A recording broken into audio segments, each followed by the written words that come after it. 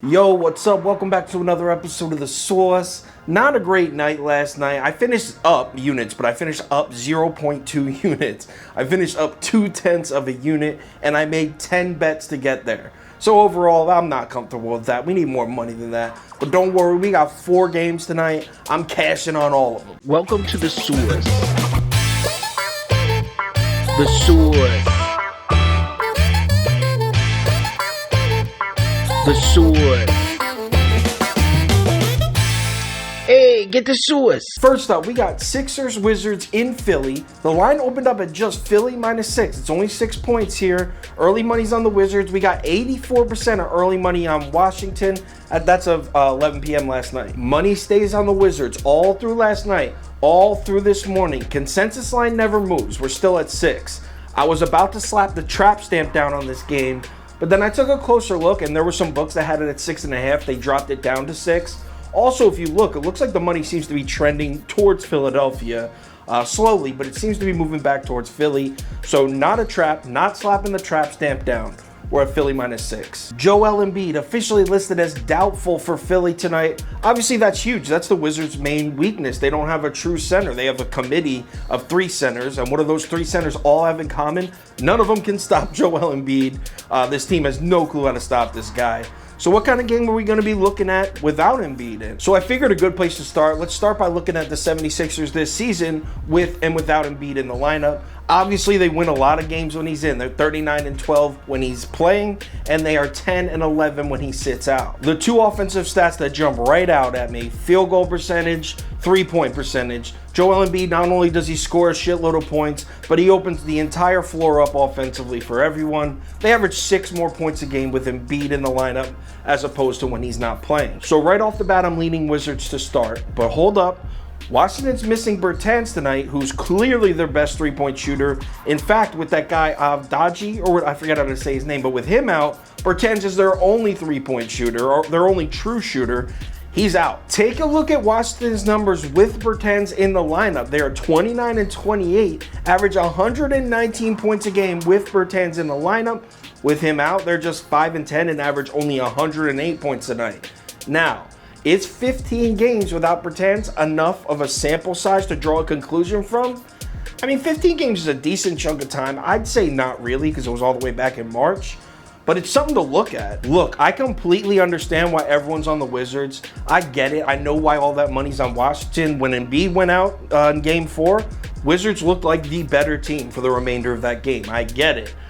But who's going to knock down these threes for Washington? Do they even have a 3-point shooter on the roster? Who's their best shooter? Bradley Beal? He's shooting 20% from 3 in this series. Philadelphia has the better shooters. They have the better defense. Tobias Harris was awful in Game 4. He's been good as hell. Awful in Game 4. He'll have a bounce-back game. I'm comfortable laying the 6 points. I'm taking Philly. Give me the Sixers -6. Lock it in. Throw it on the menu. Anything changes. Twitter, Instagram story, and Facebook next game. Next up. New York Knicks basketball. We got Knicks -1.5 at Madison Square Garden. Game 5, facing elimination. Early actions on the Knicks. We're talking 87% of early money on New York. Money stays on the Knicks all through last night, all through this morning. As of 12 noon, we're still looking at 80% of the money on the Knicks. The New York Knicks are still desperately searching for an answer to the Hawks' high screen. Trae Young's just eating them up inside the paint, which is why I keep saying hashtag let Trae shoot.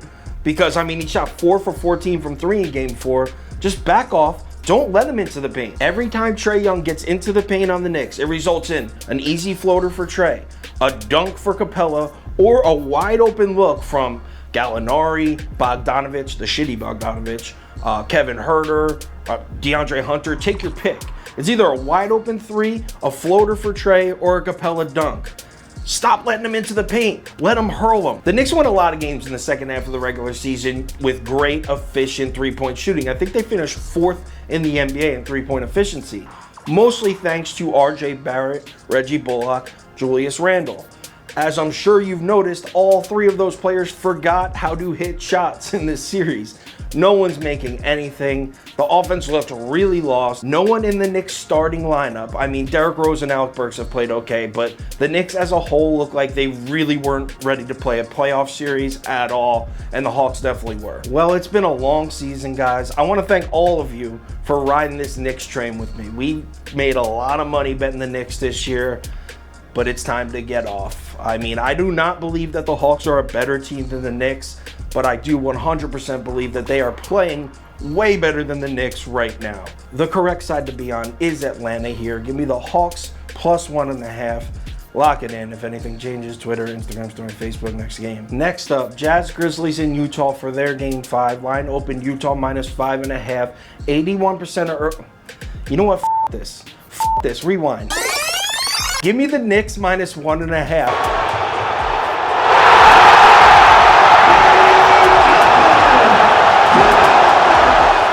One last ride, baby. I can't do it. I can't do it. Give me the Knicks. I am a captain, and I'm going down with my motherfucking ship.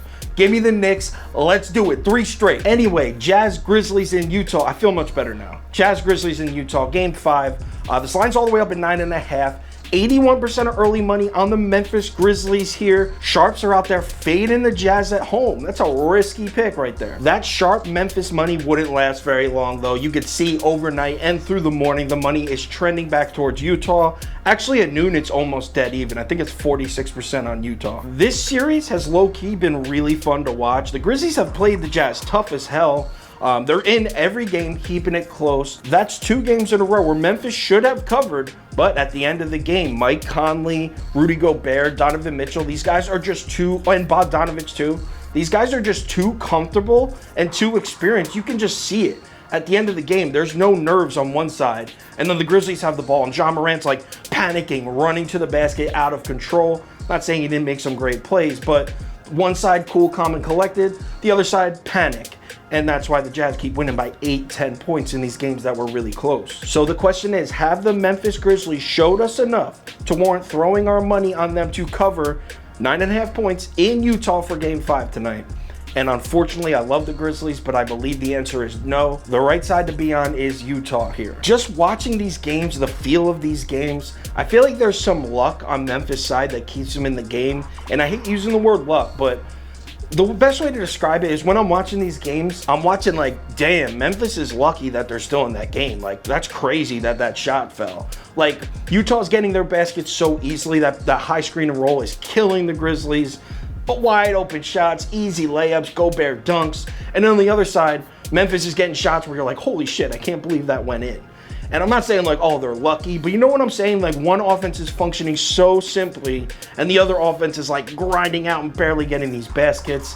I think game 5, their season ends, and the Jazz win by double digits here. Give me Utah minus 9.5. Lock it in. Throw it on the menu. If anything changes, Twitter, Instagram story, and Facebook next game. Last game up, Clippers Mavericks in the game 5, another tied series. I don't know why, but this series doesn't have the same like competitive feel. Like, I'm not nearly as pumped for this game as I was for the Lakers Suns last night or the Blazers Nuggets. Like, I was pumped to watch those games. This one, I'm like, the series has just been weird. And like, the Clippers looked so bad that I was embarrassed, and then the Mavericks were awful, and it just doesn't have the same feel as the other series. But it's a game 5. This is the playoffs, so we're gonna watch. We're gonna bet. Let's break it down. Anyway, the line is Clips minus 7. 7-point spread in this one. Early money was on the Clips, and the money stayed on the Clips all through last night, all through this morning. Consensus line doesn't move as of noon. We're still looking at Clips minus 7, but I don't think it'll stay like that. I already saw a few books bump it up to 7.5. So by the time you're watching this, it might already be 7.5, to be honest. Well, in game 4, we finally got to see what this series would look like if the shots were falling the other way. Early on, the Clips couldn't hit shit. They were shooting like 21% from 3, 19% from 3, and the Mavericks were shooting like 52% from 3, and Dallas was barely squeaking out these wins. Now we get to see what happens when the Clips shots are falling and the Mavericks aren't. It's a blowout. It's clear that the Clippers are the more complete, better team here. Their defense seems to have finally showed up. I hate going with the player injury, like did it affect him, did it not, because none of us really know. Luka Doncic seemed to be slowed by that neck strain, seemed to be in a lot of discomfort. You'd have to think that that's partially the reason he had such a bad night. Well, if that's the case, like, is it still bothering him? He's listed as probable. He's still on the injury report. That's why I don't like talking about it, because no one knows. It's like, I don't know, he's still listed on the injury report, so if it's still bothering him, then it's still a factor. Regardless if Luka's neck is still bothering him or it feels better, doesn't matter to me. I think the Clippers are the much better team. I think they just needed a couple games to find their groove, specifically on defense. I think there's a reason this line is 7 points, because the books know Clippers are much better. Give me the Clips -7. I'm taking the Clippers. I'm pretty confident in it. I actually think they close out this series in 6. Clips -7, lock it in. If anything changes, Twitter, Instagram story, and Facebook. VIP sheets going out 5:30 p.m. Eastern time. They'll have the totals for the NBA games, props for the NBA games, and Toasty's full ticket for MLB tonight. So make sure you check your texts and emails for the VIP sheets. Tonight's going to be a good one, guys. I got this feeling deep down in my plums. I'm feeling it tonight. The Knicks are going to win. Let's make some money. I'll talk to you on Twitter.